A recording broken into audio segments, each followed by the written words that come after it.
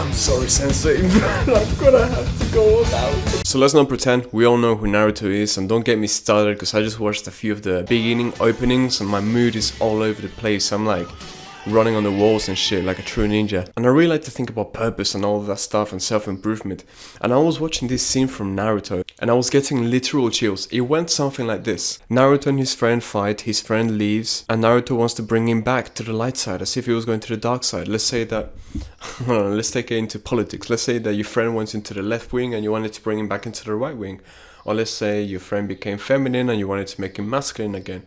Or any of the left versus right kind of arguments on blue and red, you know, all that shit. When Naruto hasn't given up on him and he wants to bring him back from this place, and Jiraiya, his master, he has done that before, he has tried that before, but he failed. And this dynamic is like older generation versus newer generation. And what I love about this is that in some senses, it's like society itself. The older generation pushes the projections of their own lives and tells you what you should and you shouldn't do. And Naruto is not taking it. Jiraiya says something on the lines of, I don't know if I can play it, but essentially he says, become a wise ninja, and again, replace ninja with anything like a man or a wise person or anything. You're going to have to learn how to let go and gather better judgment and blah blah blah, and be a person that's wiser. To be a ninja, you need more than strength and jutsu.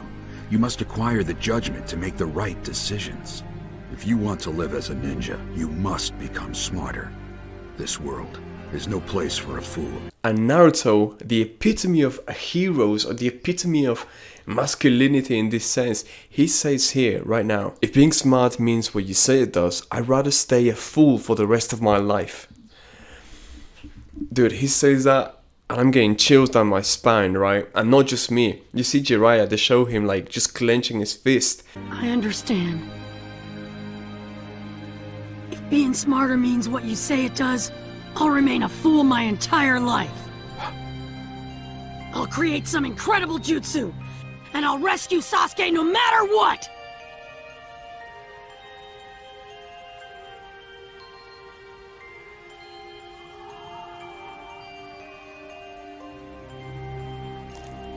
And this is just a clear sign that, you know, even the older generations, when they give us this advice, a lot of the times it comes from a nihilistic point of heart, right? It's because they gave up on their own thing and they're losing hope and all that stuff. But you can't help but get overwhelmed with emotions when you see somebody that still has hope, that still has a full spirit, a full soul, say to you, I will never give up. And they say with full conviction, in whatever context. In this time it was to save his friend.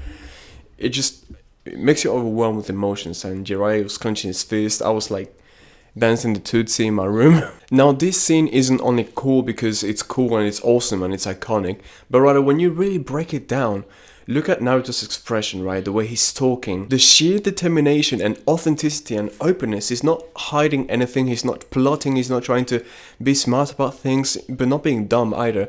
It's something that we should all aspire for. At least if you aspire to live a life with the most freedom that you can do. Freedom of soul and spirit, which is arguably the most important thing. Because at the end of the day, life is opinion and everything that happens only really has emotion attached to it when we attach it. It's not like I'm rich and I have all these things so now I'm happy, and it's not like, oh, I have nothing therefore I'm sad. No, our opinion of things mostly is what changes this like reality.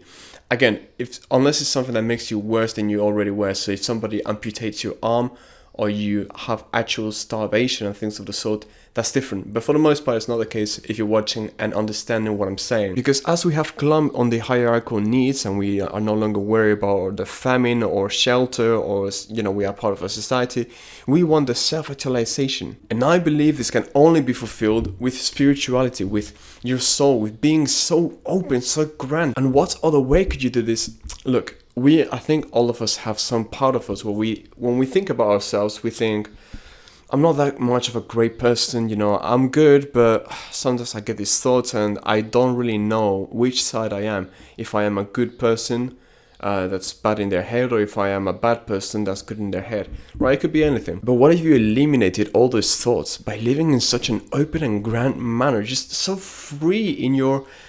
Look at Naruto's gaze. He looks forward with his big eyes and he says these things with conviction. I think in the clip he's like freaking 14 or something. And obviously it's a fictional character, but he lives in my heart.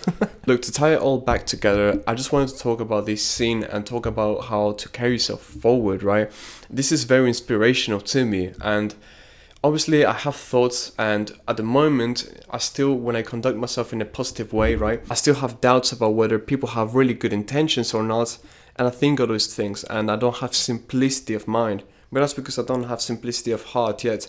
I'm striving to heal myself completely through habits and through different practices that I'm doing. And I think it's a lot better. I used to be a very mischievous person in the past. It doesn't do me any good to say this on camera, but yeah, when I was more shy, when I was more introverted and all of this stuff, I was just having a bad time to do things head on because I didn't live in a strong manner, so I couldn't be so honest.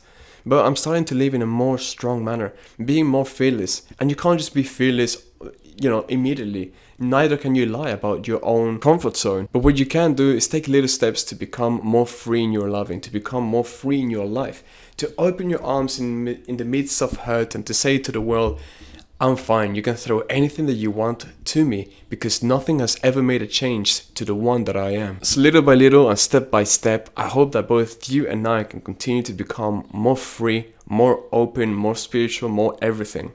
And as I always say at the end of my videos, strive to be 1% better every day, and much love. Add me on Discord. Whenever you hear a snapping of the fingers, make sure that you fix your posture and you take deep breaths into your diaphragm from your nose. Enjoy the video.